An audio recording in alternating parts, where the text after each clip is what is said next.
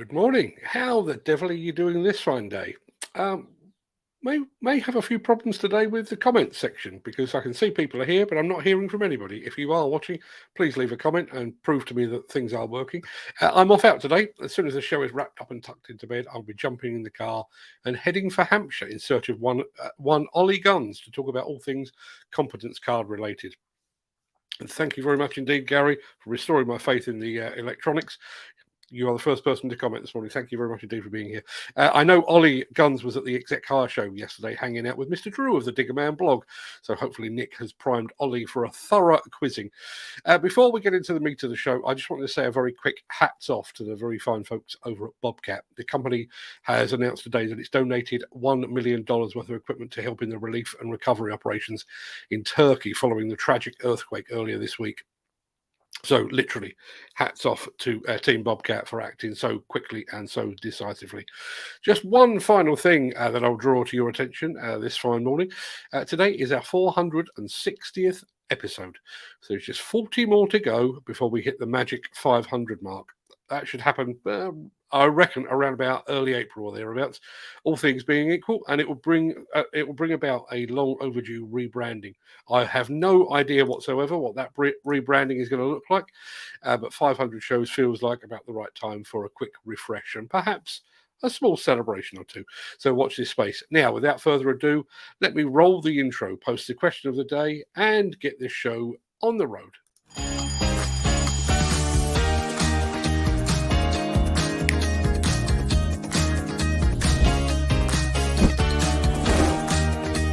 Welcome to the Breakfast Show. I'm your host, Mark Anthony.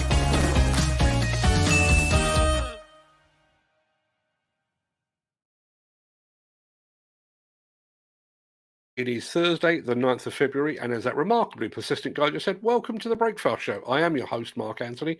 In today's show, a new Italian wheel loader manufacturer emerges. We're checking out what Bell has planned for the ConExpo show, and this is not our first rodeo, that's another section. Plus, it is time to break out the thermal underwear as we head for Antarctica for a spot of dozing in the snow. And we're going to get to all of that in just a second. But first, let's see who among the rich and the shameless will be celebrating a birthday on this day of days. Happy birthday! And it's many happy returns to the 9th President of the United States, William Henry Harrison, and to Grandad from Only Fools and Horses, actor Leonard Pierce. Happy birthday also to songwriter Carole King, actor Joe Pesci, footballer Cyril Regis, golfer Sandy Lyle, and to Frankie Goes to Hollywood singer Holly Johnson, to Loki actor Tom Hiddleston, and to Creed actor Michael B. Jordan. Many happy returns to them, one and all. Now, before we get the show started properly, here's a quick reminder of our question of the day.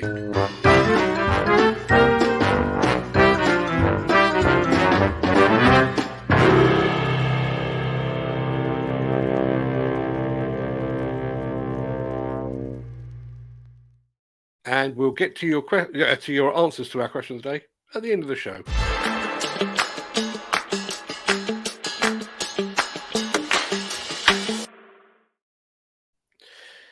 I love the intimacy of the Hillhead show. I love the scale of Baumer and the razzmatazz of ConExpo, but I also used to love the serendipity of the Samota Fair over in Italy. That show often showcased manufacturers and machines that we rarely, if ever, saw outside of their native Italy. Companies like this.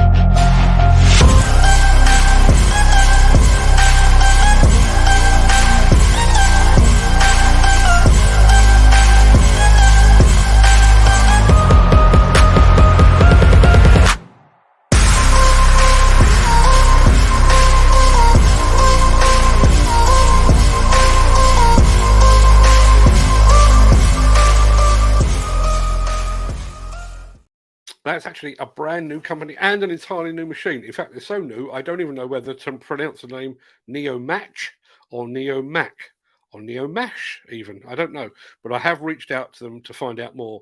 But you can check them out using the link that I have actually posted in the chat. I was going to say a very quick good morning to our friend Gary Major, who's just joined us over on LinkedIn as LinkedIn user.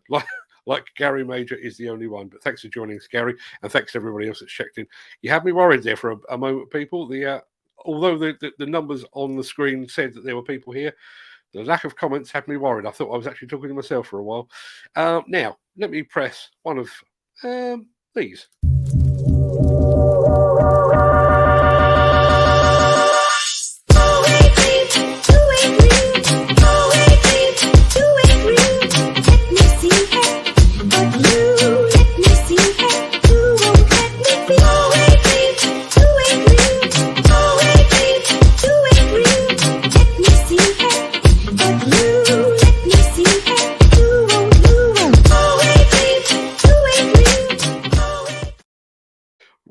With the show now just 1 month away, we're going to take not one but two sneak previews at what ConExpo 2023 has in store. And we're going to be starting with ADT manufacturer Bell.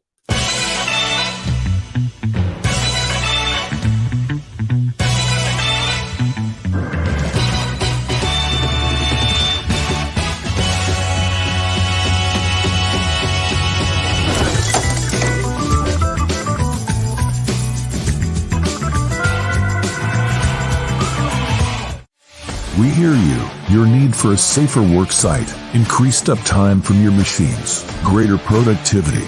You inspire us to work harder, to take a gamble and aim for extraordinary, to give you what you're looking for and more. Get a load of our latest innovations and product development at ConExpo. Autonomous ADTs that support site interoperability. Tracked carriers that make moving dirt a whole lot more fun. Bet on Bell this ConExpo and let's be winners together. I am all over that autonomous ADT. Actually, Bell always puts on a great display, and this looks set to maintain that tradition. Now, we're going to be heading back to ConExpo right after this, and I really want Steve Williamson to pay attention, and Ed Butler, if he's around, I want him to pay attention as well. But back after this.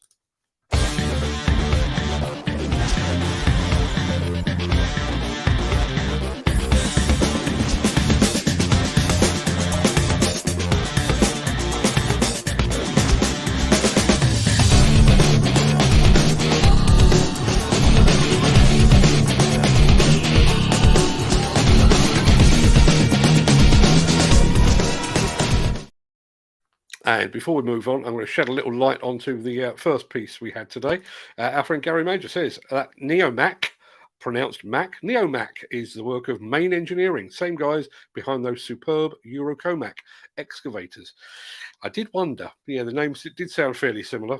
So thank you very, very much indeed for that, Gary. As I say, I have reached out to them, so hopefully we'll be able to do a bit more with them in the future. Now, I'm going to play this next clip primarily for Steve Williamson and Ed Butler.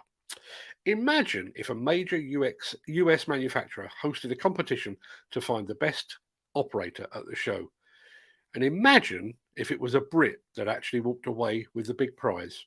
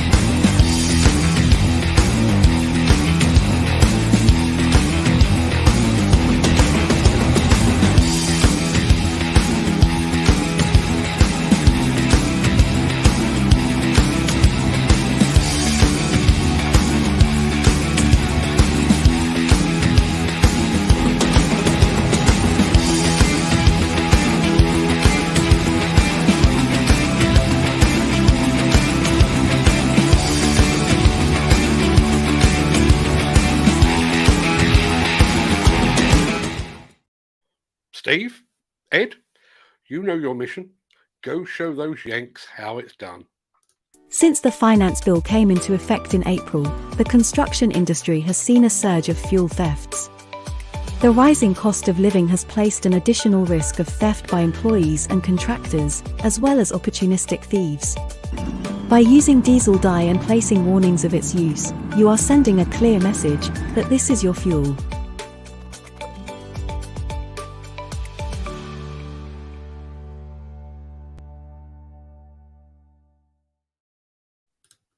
Just had a response from Steve. No bother. I'll let someone else win. I get enough paid vacations. Well said, sir. Well said. Okay, people, it is time to break out the thermal underwear and to put on your big coats, your hats, and your scarves. We're off to Antarctica, where it takes a fleet of Cat D7 dozers to keep the Williams Aerodrome open and operational for passengers and for cargo.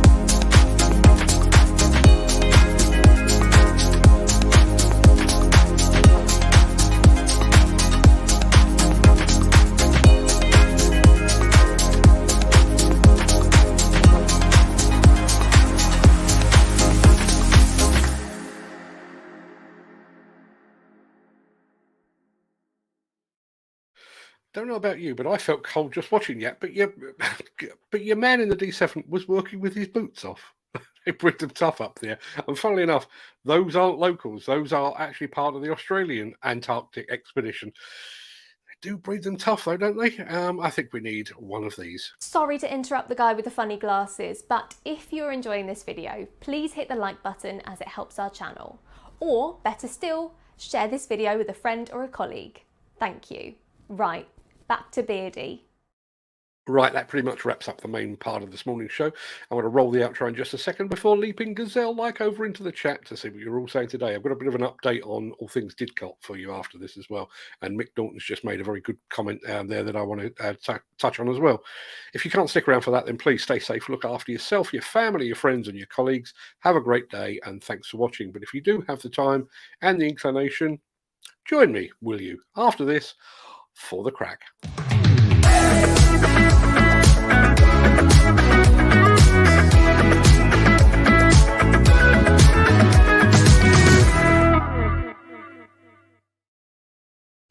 Right, let's change the camera, let's change the music. In fact, let's have some music. Back down there. I think that's about right. How are we all doing this morning? Thank you very much indeed for being here. As I said earlier, you have me worried.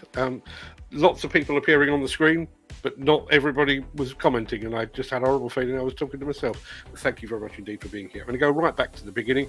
The person that proved that we were broadcasting, that was Gary Muirhead. Morning, Gary. Thank you very much indeed for being here, and thank you for all the chat last night. The WhatsApp group last night was going mental. Yeah, very, very busy. If you'd like to be a part of that, I'll just post a link to the WhatsApp group in the chat. Yes, you can join that WhatsApp group.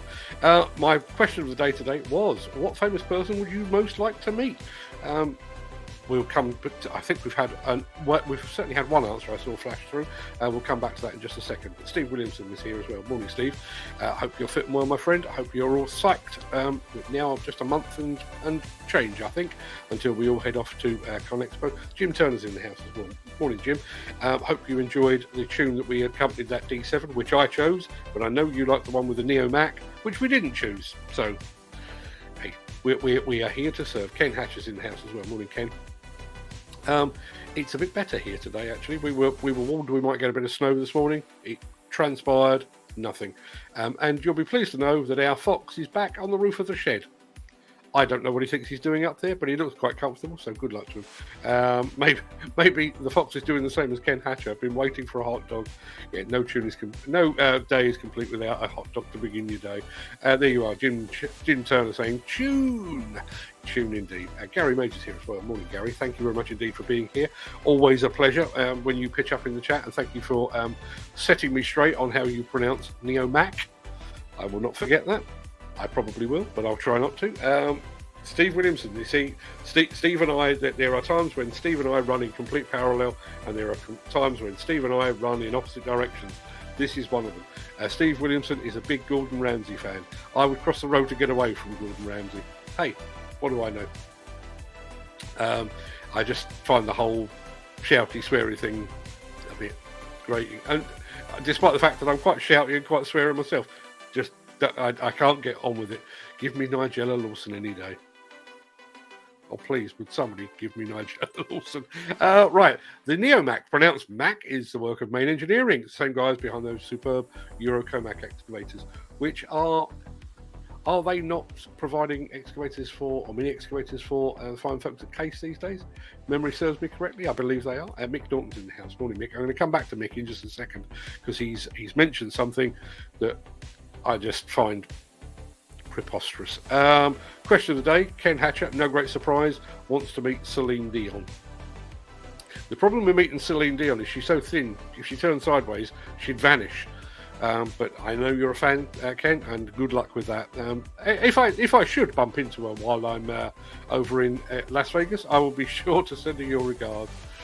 Steve Williamson isn't going to enter the rodeo with Link Belt because he wants somebody else to win. He gets enough paid vacations. Yeah, but imagine being able to take your good lady on a honeymoon to Dubai, as you were talking about last night, and then taking her on another holiday, all paid by Link Belt. Wouldn't that be nice, eh? You'd be popular forever. For a fortnight, at least. Mick Norton. This is the one I wanted to get to, and I'm going to throw this out, and then I'm going to go on to something else, and I'll come back to this. So just reading that a contractor have instructed their fitters to disconnect all radio speakers within operator cabs after forklift collision on site. Petty and punitive. So I'm going to throw that over to you guys. How would you feel about having your radio disconnected while you work. Now, I know a lot of guys are now, fun enough, I'm going to see one of them later today. I know Ollie Guns works with podcast playing in the background rather than music, and he does that via Bluetooth. Having said that, if you disconnect the speakers, I guess that doesn't work anyway. So I guess that's the same sort of thing. How would you feel about you being disconnected? And one of the things that strikes me as particularly petty is how many people would have arrived on the site that we're talking about there, or with the contractor we're talking about there, by car. And chances are, I think most people drive with the radio on or with music playing in the background or whatever it might be. It does seem extremely petty. So let me know what you think on that. Back in the day, I operated an old Cat D7, cracking bit of kit. Yeah, the Cat dozers are not world famous for nothing. Gary Muirhead. Thank you, Gary. We're going to make that happen. Whatever happens, we are going to do that. Gary Muirhead and I are going to get together over Iron Brew and haggis. Hopefully, that would be ideal. Mick Norton says, Bob Dylan. Yeah, absolutely, Bob Dylan. Great choice. Jim Turner. Oh yes, top totty Nigella. Yeah, indeed. Far too posh for me, but hey, good. Yep, those wearable case accelerators are Eurocomic. Question of the day. Shania Twain. I think she would have some stories to tell. Yeah, can you imagine? Okay, so you're Steve Williamson. That don't impress me much. I can see it now. LinkedIn news, sadly long gone, but I'd love to have chatted with Isambard Kingdom Brunel. Yeah, well, I think if we're going back, I mean, my personal choice, I think I mentioned this yesterday,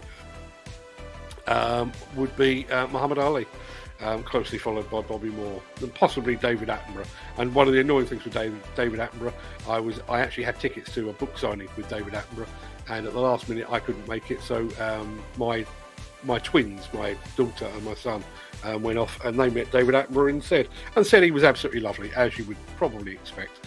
Apparently Nigella Lawson is on Radio 2 later. Not quite the same listening to Nigella though, is it, if you know what I mean? Right, I wanted to mention this very quickly. I awoke this morning to a message on Instagram from the sister of, I'm just going to throw it up to make sure I get my facts straight, because you don't want to get these things wrong. I got a message overnight from, let me see, the sister of Chris Huxtable, who was killed in the Didcot disaster almost 7 years ago today. She tracked me down via Instagram, tried to find me via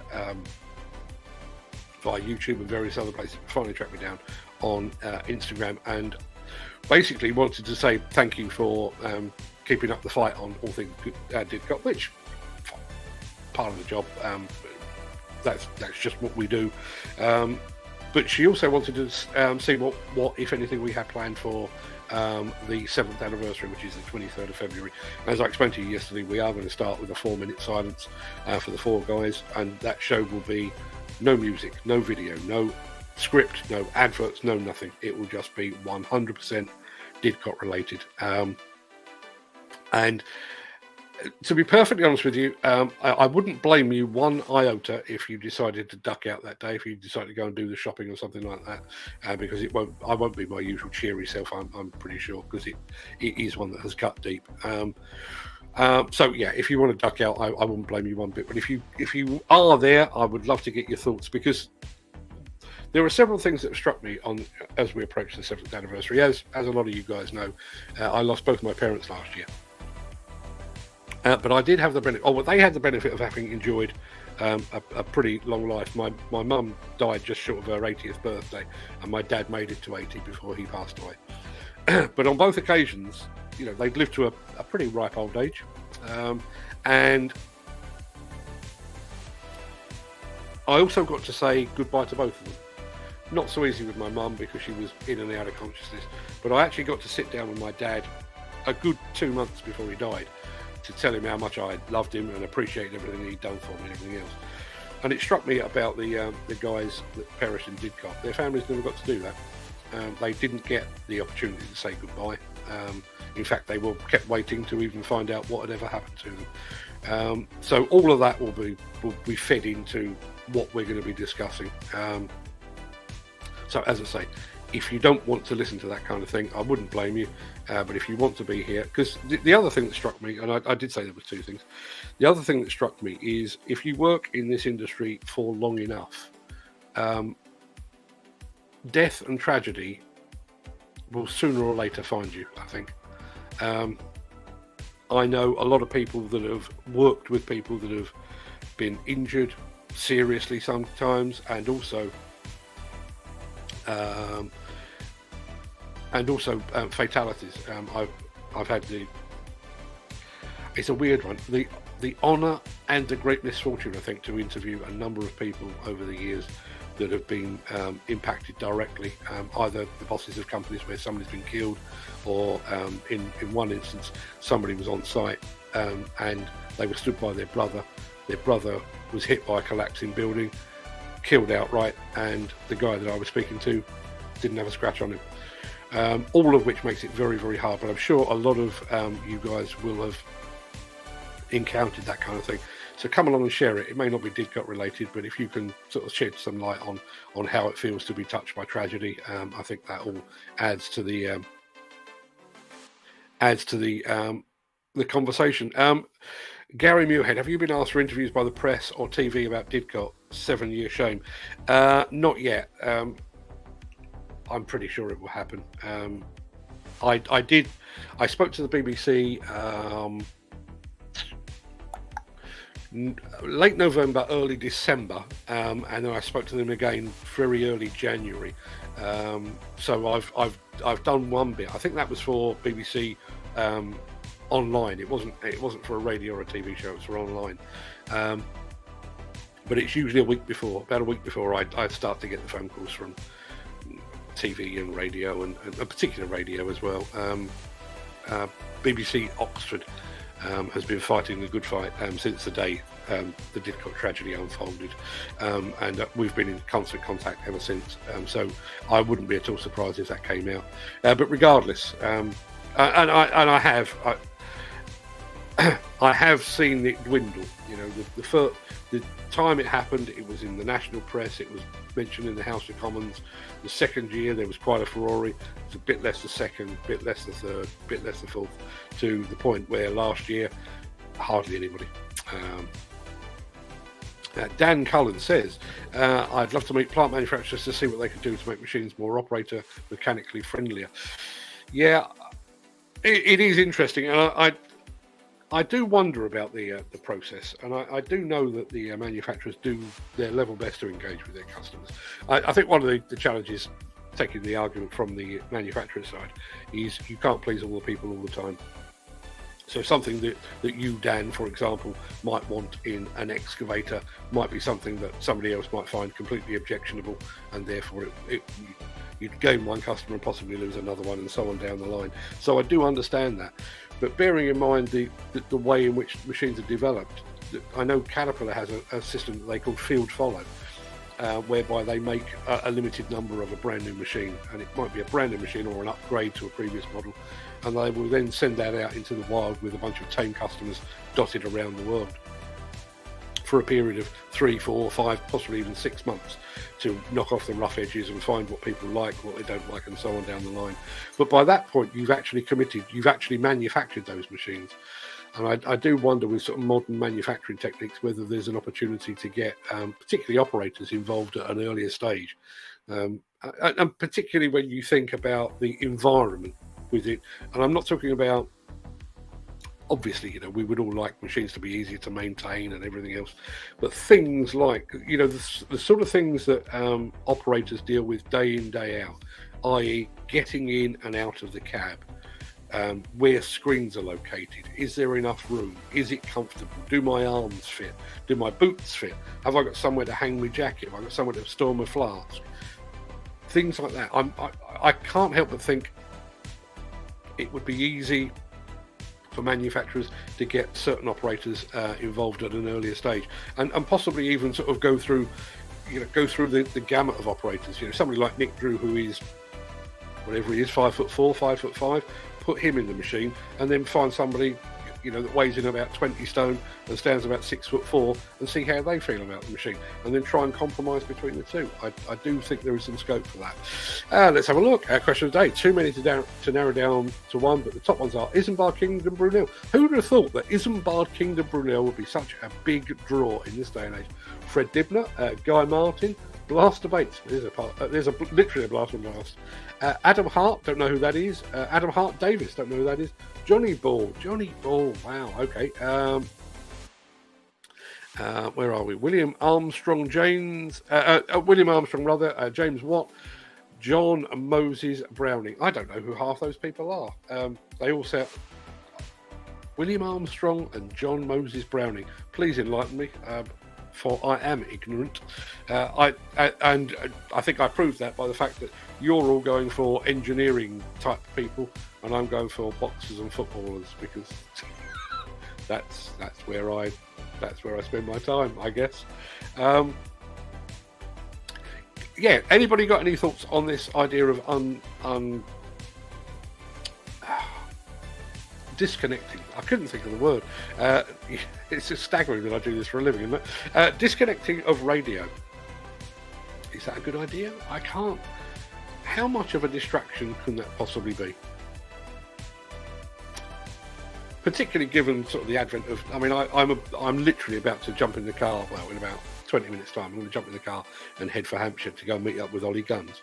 I've got a radio in my car, which I will have playing music or talk or whatever it might be. I will probably at some point plug it in, or not even plug it in, Bluetooth it to listen to a podcast while I'm driving. But at any point, my sat nav can interrupt that. Incoming phone calls can interrupt that. Why is that? Why are we now disconnecting speakers? Seems odd to me. Armstrong Vickers. Okay, that now makes more sense. Google 100-ton gun.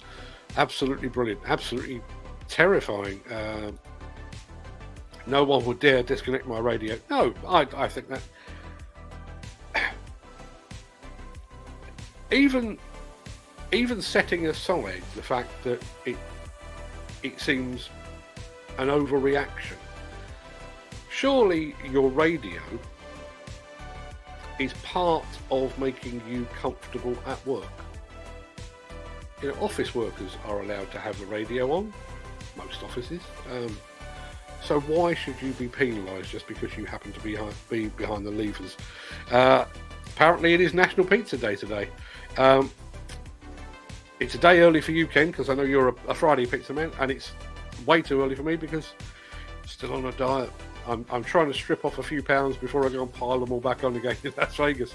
Not a good idea, as music keeps the soul happy, and there are a lot of operators that will be leaving. Yeah, music keeps the soul happy. I'm absolutely with you. I've got music playing in my ears now. When this show is finished, and I have to do the messing about that I do afterwards, I take the headphone jack out, and I have music playing all the time, literally all the time I'm working. Gary, yes, he has, and it is in about, I don't know, hour and a half's time, it gets its first outing. Whether anyone will be able to tell the difference, he assures me they will. I'm not convinced, but it is full on 4K now. We've got 4K cameras in the arsenal anyway, but this one is going to be the prime camera, and it is fully 4K. Probably won't be seen at its maximum effect today because it's just an interview, but I think when we get to ConExpo and certainly get out on site, you'll start to see the difference. Fingers crossed. And if you're in Malta, visit the gun. I wonder if our friend Tristan Mays is aware of a 100-ton gun, because he's in Malta at the moment. Tristan, if you're listening, there's a 100-ton gun where you are, and I know how much you'd enjoy that. He really would. No radio, driving digger can get really lonely and can get mind thinking always, and not great for the mental health. Listening to music helps with lots. Yeah, that is such a good point. That is such a good point. We talk about mental health here an awful lot, and yeah, even when if I need a bit of a boost, music is where I go. It can impact on your mood. I know my wife always knows to hang on when I'm driving and put the Guns N' Roses on. That usually means the foot's going down, but it is a key part. No need to apologise there, Steve, not a problem. John Moses Brown was a gunsmith. Browning guns. Okay, yeah, all makes sense when you see it laid out like that. I also note that today that agencies are up to their old devious tricks. Did they ever stop? Clients seeking ground workers advertise vacancy as a 360-degree operator, employment advertising by false pretenses. Well, let us stop a while and talk about all things agency. I took up the mantle for our friend Peter McKenna. Quick recap, one of the regular viewers here has an artificial foot and was given the runaround when he went to work at HS2, and because of or as a result of that runaround, basically the agency, a company called McGinley's, basically blocked his telephone number and stopped speaking to him. He told me about it, and I thought, well, I've got bugger all better to do. I'll give them a call. I spoke to them on Tuesday and was told that I would get a call back. Didn't. I spoke to them yesterday and was told that their marketing department were aware and that they would come back to me yesterday.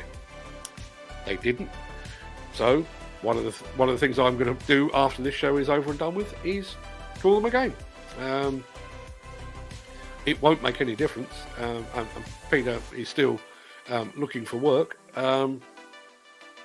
But the very fact that agencies are operating in a disreputable way comes as absolutely no surprise to me whatsoever. Jim Turner says, Fort Ravella on Malta, absolutely brilliant place to visit. I've never been to Malta. One of those places that I know people. I used to work with a guy actually who used to go to Malta literally every year. It was his home away from home. Never fancied it, and I don't know why. Probably just don't know enough about it. I heard about 9/11 on the radio in my digger. Do you know, it's a really interesting one, that, Gary. In our old house, and this is before I was doing this. This is when I was an actual writer, when I wrote words rather than spoke words. I'd set up my office in the corner of our front room. We'd converted our old double garage into a huge living room. So we had a big 50-inch TV in the corner over there, and I used to work in the corner over there. And I used to put the TV on to keep me company because I was in the house on my own most of the time, and it would be playing in the background. Sometimes I'd have music on. A lot of the time I had cooking shows in the background. I don't know quite the benefit of listening to cooking shows, but that's what I used to do. But I had it on one morning, and I was typing away, and one of the chat rooms I was in actually said a plane has crashed into the World Trade Center.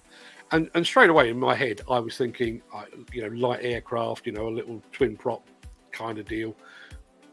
I wonder if it's on the news. And I put it on the news and could see the hole in the first tower that was hit. And then I literally watched live as the second one hit. And I remember the guy that was commentating, or the news reporter on Sky, he actually said precisely what I was thinking. When the second plane hit, it dawned on him and me at the same time, like, this is not a coincidence. This is an orchestrated attack, And I do remember, I literally stopped working and I watched that unfold for the whole day, and probably for about 3 days afterwards, just absolutely shocked to my core. And so, yeah, I caught part of it live, and that's part of it. It's the same as, there are some sites that insist that you leave your mobile phone at the gate or in the site office or whatever it might be. And I understand that. And I understand that mobile phones are distracting. Having had my collar felt for driving with a phone in my hand once, I was doing about 3 miles an hour on the approach to a roundabout, but that's a whole other story. But I do realise that mobile phones are a distraction, but they are also a link to your friends and family. what if there's an emergency at home? What if somebody needs to get hold of you in a real hurry? What are they supposed to do? Wait until 5:30, 6 o'clock when you pick your phone up again? I think it's an intrusion. Fair play, Mark. Keep dogging them. Tell them how much negative press you're giving them. And I've got to be honest. There could well be more negative press coming. I did some work. Let me start that again. We did some work. So myself, Fred and Nick Drew were contracted to do some work for an equipment manufacturer just prior to and during Hillhead last year. I'm still not naming them because I've basically given them an ultimatum. But we worked for this company basically to promote the fact that they were rebranding at Hillhead last year, and we followed it up with lots of sort of social media posts and all that kind of thing. And we had agreed a price. About 3 weeks after the show was over and done with, I raised an invoice and I sent it off. After 30 days, I chased it. And got no answer. After 60 days, I sent the follow-up chaser. At which point I was told, you need to fill in one of our preferred supplier forms. They sent me the form, but they didn't send it as a form that I could fill in or a link to an online thing. They sent it as a photograph. So I had to basically recreate their form and send it back to them. So that would have been about August, September time. Another month goes past, they're still not paid. I chase them again. Another month goes past, I chase them again. In December, I finally tracked down their marketing manager, read him the riot act and said, you still haven't paid your bill. It's 4 or 5 months ago. You're absolutely taking the piss now. Get this sorted out. I'll chase it. So he came back and he said, I've looked at it. You've got the wrong name on the invoice. Can you reissue it with this name on it? I reissued the invoice. Nothing. Just before Christmas, I got a phone call from him saying, I've got your invoice here. I'm back in the office on the 9th of January. We will action it then. 9th of January came and went. Nothing. I then, I think it was Friday last week or Monday this week, I issued them with an ultimatum that basically said, unless you pay up by Monday next week, i.e. a couple of days' time, I will go public and I will tell our 1 million+ followers what a bag of shit you all are. How you've ripped us off, how you've kept us waiting and everything else. Believe it or not, I had a form come through yesterday, or 2 forms actually. Can you fill in this form?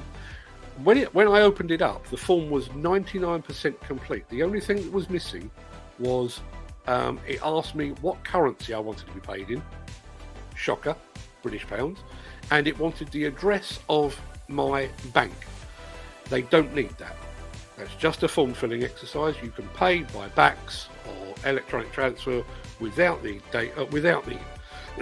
excuse me, the address of the bank, but they wanted that. I filled it in, and the other one that they wanted was, and can you fill in this so that in future you can issue your invoices electronically, which I already do, but you can then send them to us direct into our system. So I've gone back with the completed form, and on the second form I've said, I would never work for your company again. You could not pay me enough. I think you're an absolute shower. Just pay me my money. So on Monday's show, if we've not been paid, I will tell you who that is. And to be perfectly honest with you, if we do get the money by Monday, I might still tell you who it is, because I think they're an absolute shower. Enough of my ranting. Pete McKenna's agency might be a bit iffy. But what about the HS2 contractor? Yeah, you're absolutely right, Mick. Because that was the stumbling block. That was the stumbling block.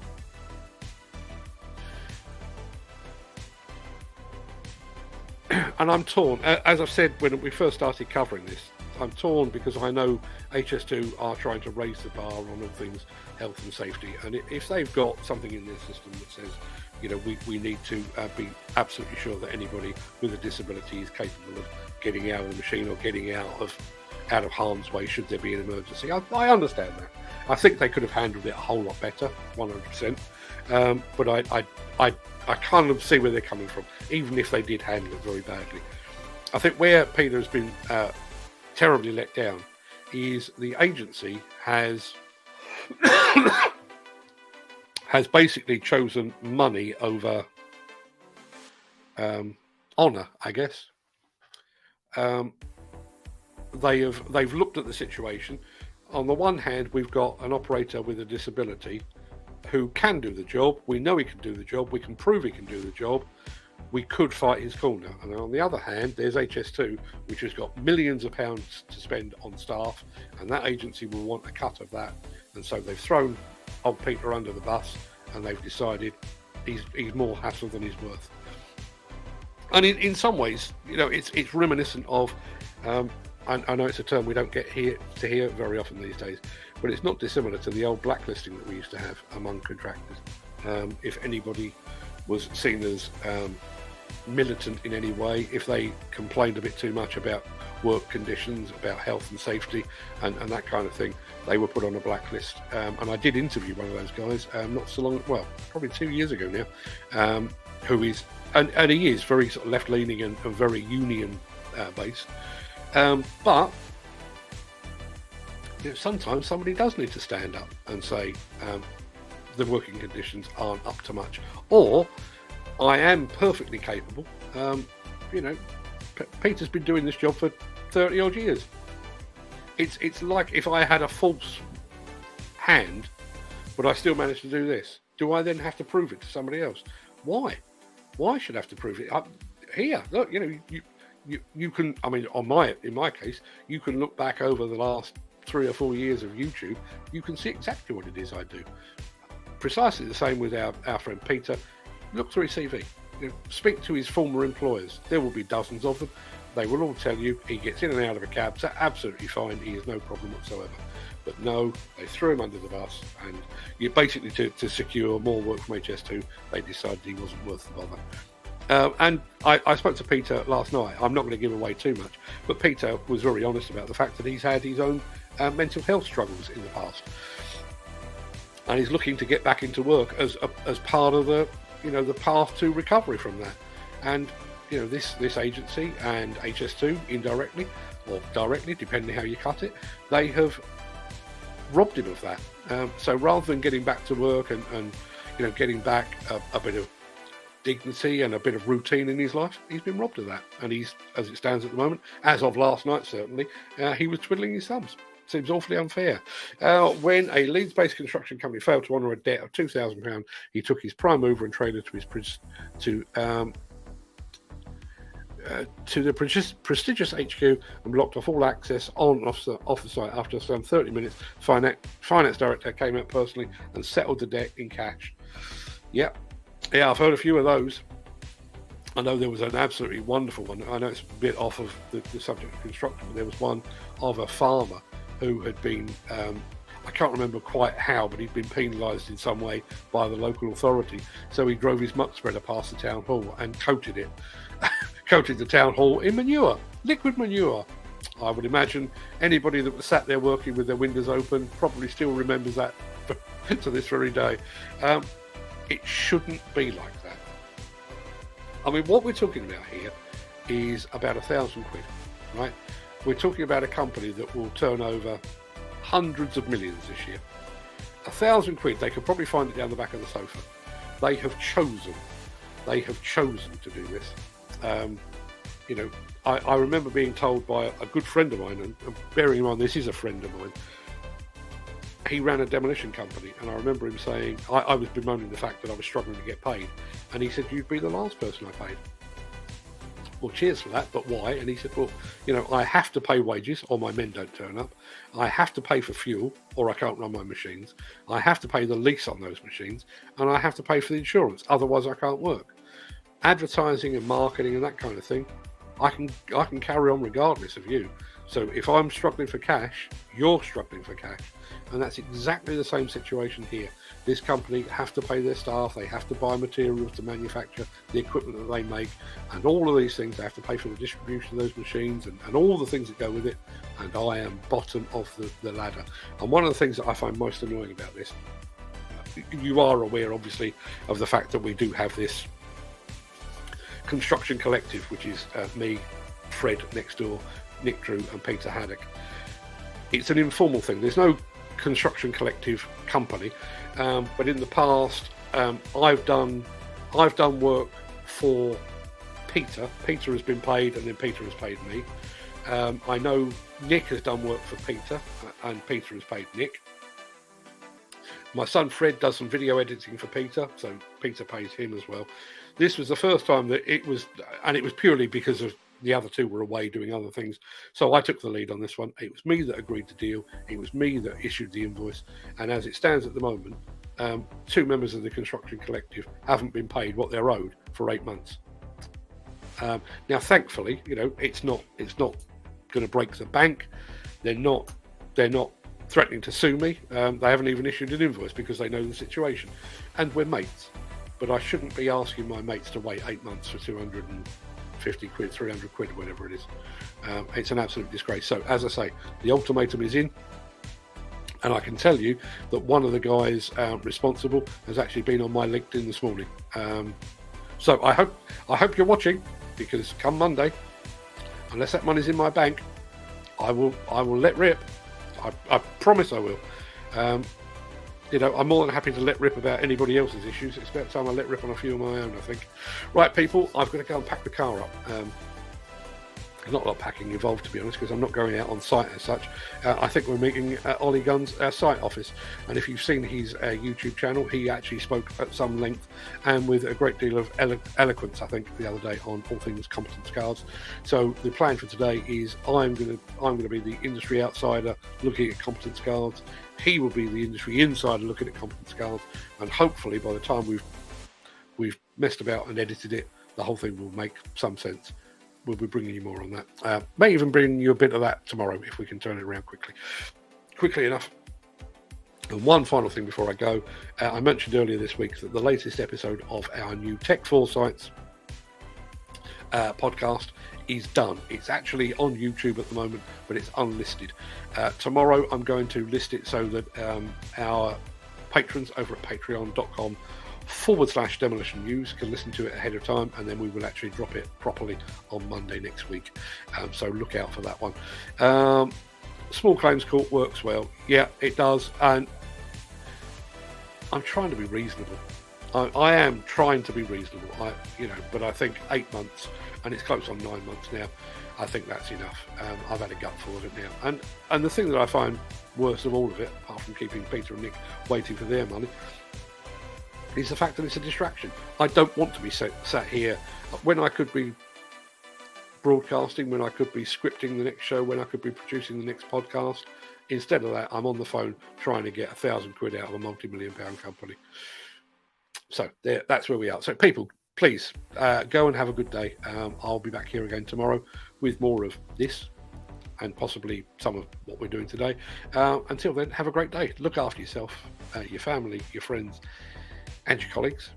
And I'll see you very soon. All the very best.